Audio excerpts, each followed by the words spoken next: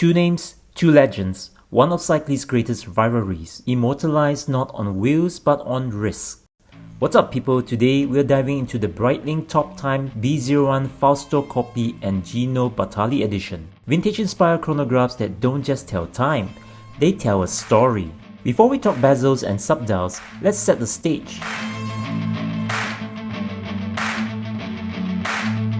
Fausto Coppi and Gino Bartali weren't just cyclists, they were cultural icons. Coppi, known as Il Campionissimo, was a post-war hero of modernity. Bartali, older and deeply religious, symbolized tradition and resistance. Their rivalry defined Italian cycling in the 1940s and 50s, and their names are etched into the DNA of these two Breitling watches. This release is part of Breitling's revived Top Time series, born in the 1960s as a sporty, youthful chronograph and reborn today with Swiss muscles and Italian soul. Both models share the same base spec. A 41mm stainless steel case, 13.3mm thick, 100m water resistance, and pump style chronograph pushers. The case here is brushed on the side with polished lux and bezel. The bezel nuzzles into the lux and you'll notice there is a small gap between the lux and bezel. The overall design has a flash of vintage elegance but modern enough for daily wear. Let's start with the Fausto Coppi edition. It is a loud watch as you can see here. Shouting underneath that dome-shaped sapphire crystal is a white silvery dial with turquoise subdials with an orange lightning shaped second hand echoing the colors of Coppi's legendary Bianchi bike. The subdial at the 9 o'clock has a bright yellow second hand with indices that's black and yellow, whereas the subdial at the 3 o'clock has an orange minute chrono hand with black and orange indices. Both the subdials are not round but are in a squircle design with squircle motifs in them. The orange and yellow theme carries on to the tachymeter scale. It's little details like this that gives the watch a personal touch. For example, right above the 6 o'clock is Coppi's signature, and on the dial, you notice two subtle brush lines running down giving it a sporty feel.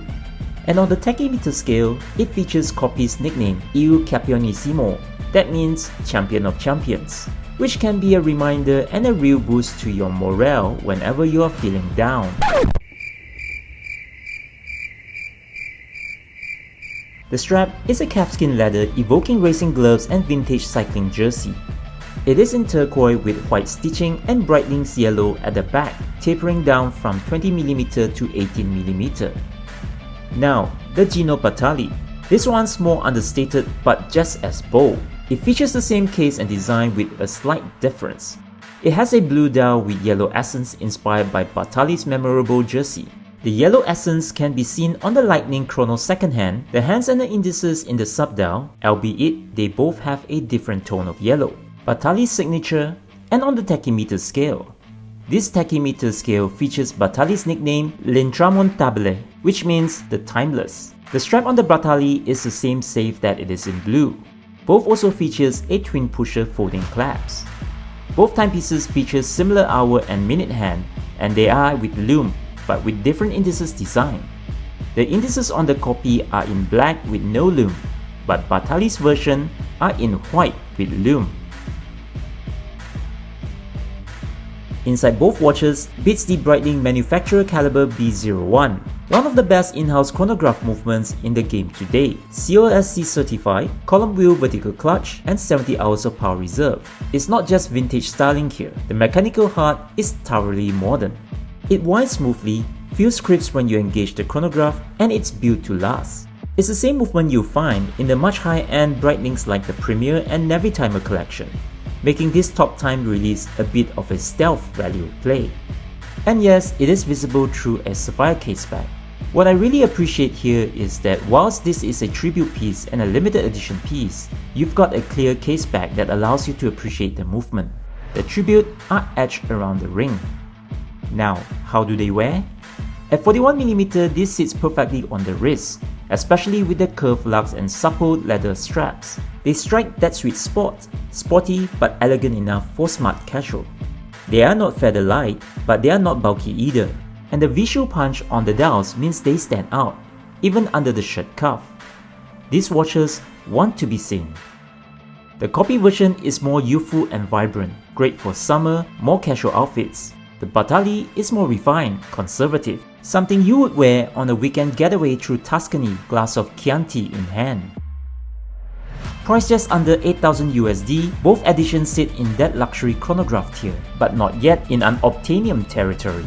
For a Swiss-made, in-house, chrono and heritage design and storytelling, it's a compelling offer. They go head-to-head with Omega Speedmaster, Tech Heuer Carreras, and Zenith Chronomaster originals.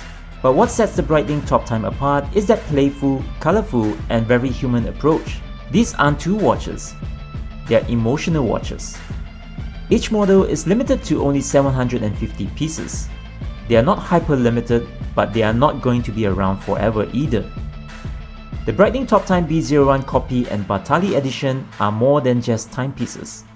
They are a storytelling machine. Watches with purpose, passion, and personality. They bridge the gap between sport and style, history and horology.